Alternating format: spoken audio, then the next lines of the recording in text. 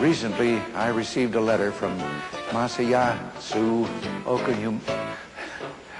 Okumura. Oh, damn it. Let me see. Say that name again. What?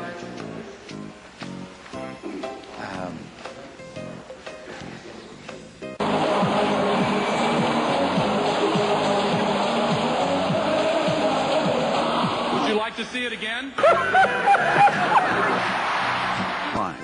We can make our beloved country the source of all the dreams and the opportunities that she was... Missed me. I've just come from burying a time capsule in the backyard. Right outside of near the Rose Garden here. No live congressman went into it, and But occasionally do something, you know, not too often. I think the House has passed National Peach Month this year, and we're going to act on it soon. Will you tell us why you think people have been so mean to you? Is it a conspiracy? Is it a plan to treat you worse than they treated Abe Lincoln? Wow, did you hear what she said? I don't know. You know, one of my favorite jokes, you know that story about the guy that's walking along the Grand Canyon and he falls off and he's falling to hundreds of feet to certain death and he reaches out, he sees a little twig on the side of the canyon, he saws it and he grabs it. He takes a deep breath and then all of a sudden he sees the roots of the twig start to come loose and he looks up at this guy and he said, "Lord, why me? Why me? I pay my taxes. I go to work every day. Why me?" And this thunderous voice says, "Son, there's just something about you I don't like." Who knows? I will not make age an issue of this campaign. I am not going to exploit, for political purposes, my opponent's youth and inexperience. I have a lot in common with Idaho. We are both famous for the potato.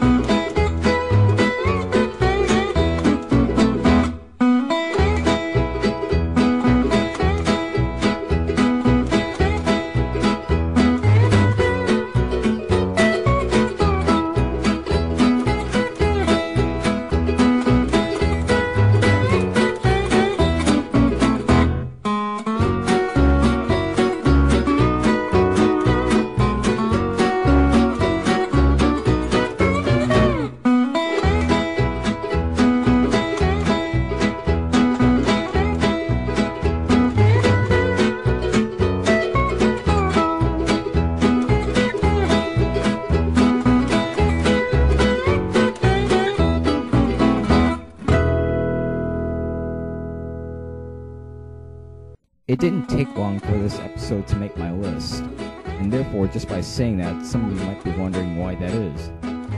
Well, it's kind of a funny story, actually. See, I was walking along in San Antonio one day on vacation.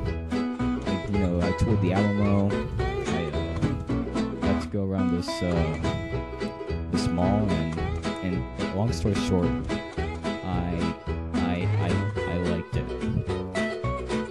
Now, to get things out of the way about Texas, let's just talk about it before we get into the episode.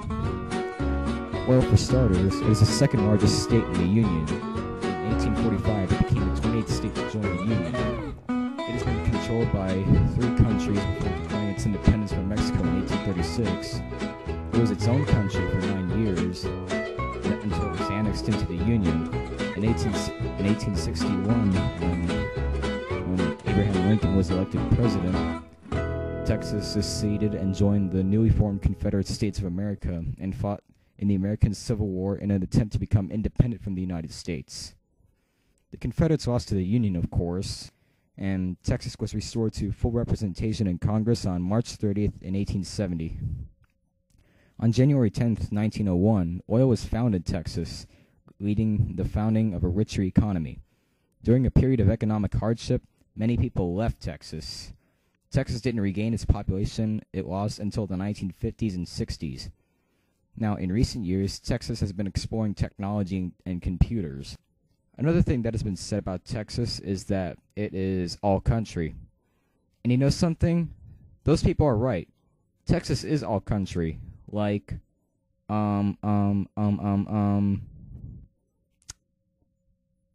a little more information, guys.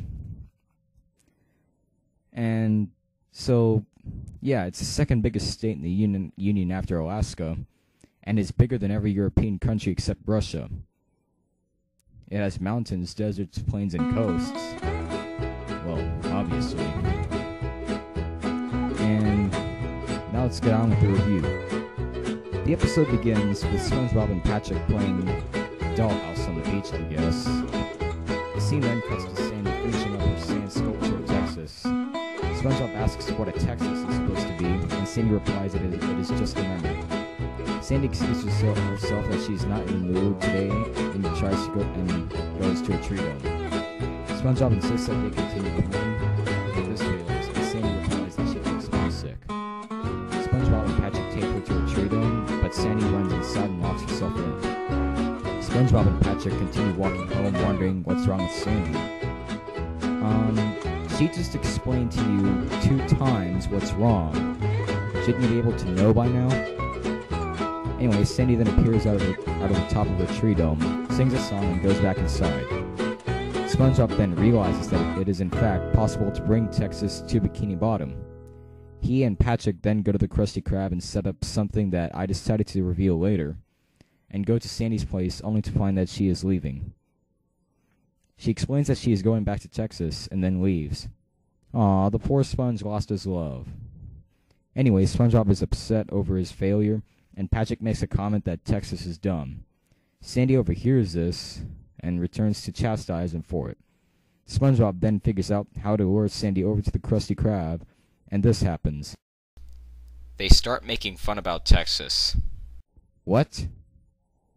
Anyway, they run. Then finally, Sandy catches up with SpongeBob after dealing with Patrick. Then we hear the most sexually suggestive line in the entire episode.